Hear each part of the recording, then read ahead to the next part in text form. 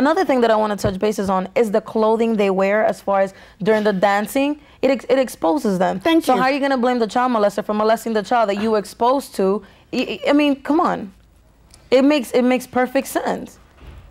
I'm not telling you that it's correct and that they should go ahead and do it. It's not correct. But you're putting your child out there, letting them know, like, hey, it's okay. Yeah. And there was a lady last Sunday over there by Cambridge from Channel 12.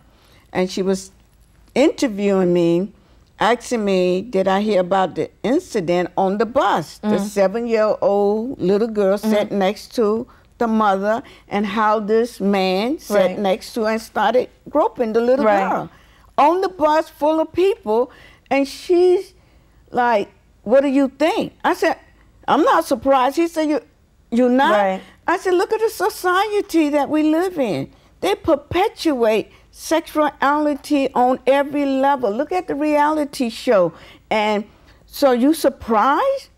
And she want to say, you know, oh, well, they saying he has some mental problem and they let him out the institution. I said, yeah, that might be true. But I said, still, who made him crazy? The system. I said, they cover they make money making you crazy, then they make money supposed to be giving you the cue. Yeah, but those child pageants are demonic. Yeah, but completely 7 demonic. years old, she wondering why the man is doing this. And I said, everybody who watch these shows should be held accountable. Because if they wasn't getting the ratings, it will be off the air. So I told her, everybody who participate and watch these things is responsible and should be held accountable. So you know, I was told they deleted all of that off the interview. And I said the media, the main media is the biggest problem. Once they see you trying to lift off the veil, it's going to be on. The war is on. Yeah. You know, and like Mr. C was saying before, we have to understand that we are the warriors for this movement. Yeah. This is a real movement. The revolution lives. It is a movement. And I'm not going to bribe you into joining it, but I'm going to tell you, seriously, I'm going to tell you, listen, this is what happens to you. It's like, what was it, the vote or die? Yes. Like that. Like, it's many things. Like, why not do something for you, for your generations? And remember, as you mention often, that it all lives in the DNA. So how dare you, you know, perpetuate such lies when you know it's going to live on? What is your purpose? But most people don't have no clue about DNA. Right. So this whole, and this is why I keep telling people, in order to get to the root and to get this transition, these people, you got to go to the root. That's why, you know, I drink the chlorophyll every day, the mineral oil. I do everything to clean my blood. Right. That stuff is in the blood. Got to purify every part of you. Everything, and all the crap we eating with all the chemicals in it. It's not just the things that people watching that's affecting them, because it's a low vibration. Right. As I was mentioning to you the other day, that the conditions in which animals die in, and then we consume them. Thank you. I mean, why wouldn't we go crazy, you know? I'm surprised we all haven't done something completely outrageous, because you continue to feed on these animals. First of all, how could you? You know, like how dare you? That's like feeding on another human being. Well, you know, don't forget, there was a time they ate people. Oh, yeah. So this is nothing new.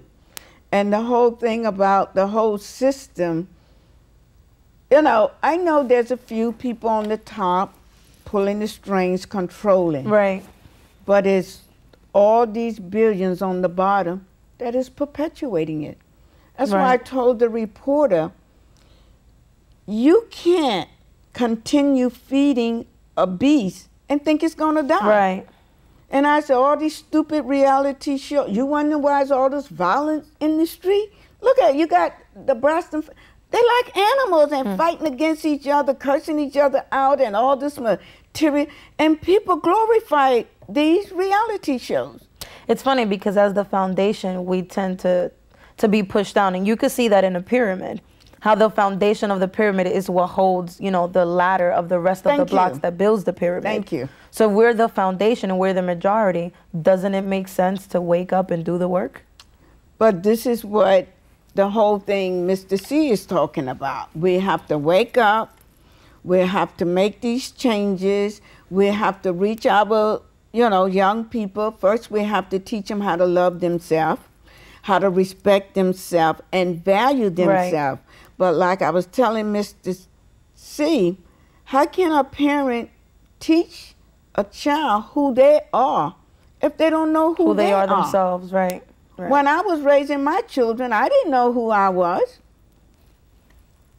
It took me many years getting into spirituality to learn and to understand and understand, and then to pass the wisdom and knowledge on to them.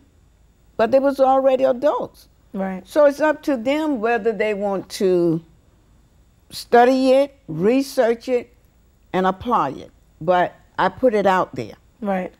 Just like with the show. I'm just a messenger. Right. I'm not trying to make anybody do anything.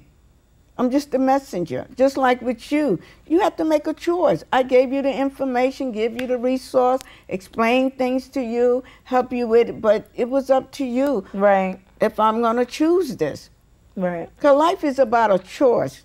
I don't care how challenging it is. It still is a choice. And it takes the smallest choices to change your whole life around. Oh, yeah. The smallest ones.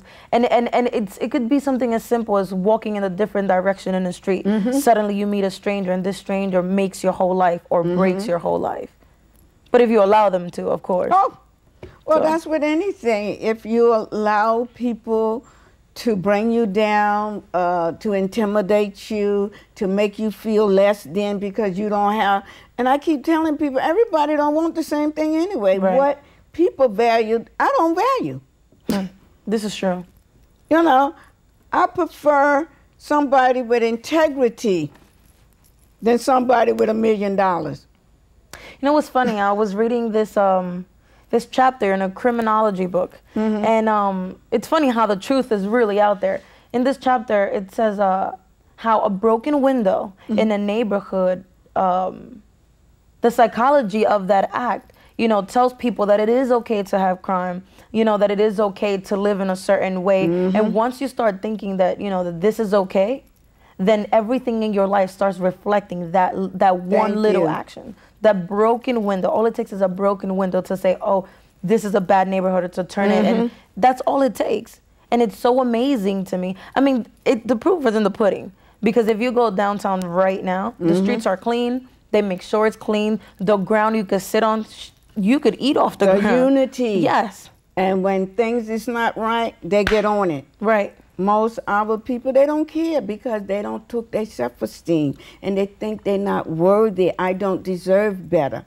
And even their home is a reflection often of what their mind looks like. Yeah, there is no reason that because you're black or because you live in the hood that your home needs to look disgusting. Yeah. You know, what does that say about you? That puts you in a low vibration automatically. Oh, yeah. We got 1 minute, so you can close it out. Love, peace, harmony. Love yourself. Love everybody in this world. Treat yourself and everybody as you want. You know, better yet, what would God do? What would God do? If there's always a time or any time at all that you do not know what to do, ask yourself, what would God do? Thank you. What would Jesus do? Oh, yeah. Yeah. And that's it. One. Okay, that's the end of part 2, and thank you. The Creator in me greets the Creator in you. Thank you.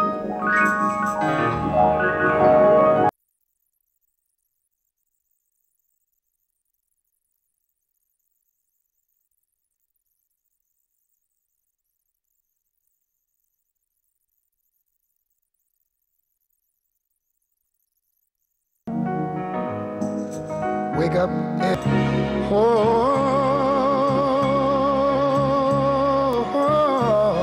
wake up.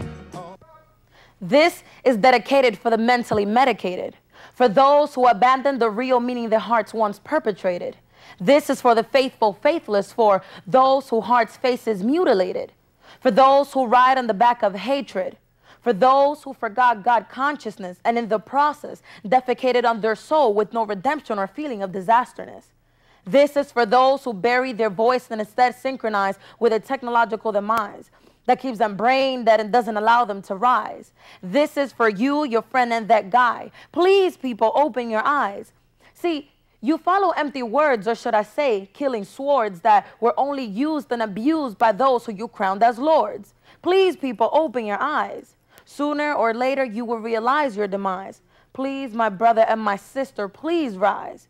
Utilize the sacredness between your brow. It's your heaven to the truth. Open your books now. Notes to take, changes to make, the perfect ascension waiting at hand, loose ends to mend. Can you overstand? Open your eyes, I'm sure you can. I'm asking you to extend your hand on behalf of all the fallen men. Hi, Self-Awareness, Whose Truth? I am your host, Rose, and today I have another special guest, and you just heard her work. She writes poetry, and she's excellent. And I'm going to let her introduce herself, and then she will elaborate on that poem and what it means to her. Jasmary, could you introduce yourself to the audience? My name is Jasnary, and I'm an indigo soul. Woo! Yeah. So the wake-up call actually came about in a strange way. Sometimes I have restless nights, and it just kind of came to me. I started feeling some sort of way about some things, and I was like, you know what?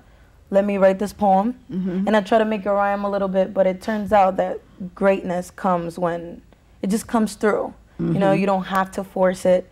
And I just started to write. It started to make sense, and I'm a revolutionary writer. It's what I do. So, yeah, that's how that poem came about. Okay, so how long you been writing? I've been writing since I was 11 years old. And I wasn't a really good writer at first. I actually couldn't stand writing, and then I just grew into it. I realized it has something to say, and just started putting it on paper, and it turned out to be greatness. Yes, because one of your poem I use in my second book that'll be out in September, the second book, and that one is really powerful. That's the one you had for graduation, right? Yeah, that one is deep, but you get to read it in the second book. Okay, so explain to the audience something about your background. How did you come to this awakening? You introduce yourself as an indigo soul, so there may be some people like, what is that? Well, from what I've learned, indigo children came here to raise the consciousness of everybody in this earth. You know, and at first, I always knew there was something special about me.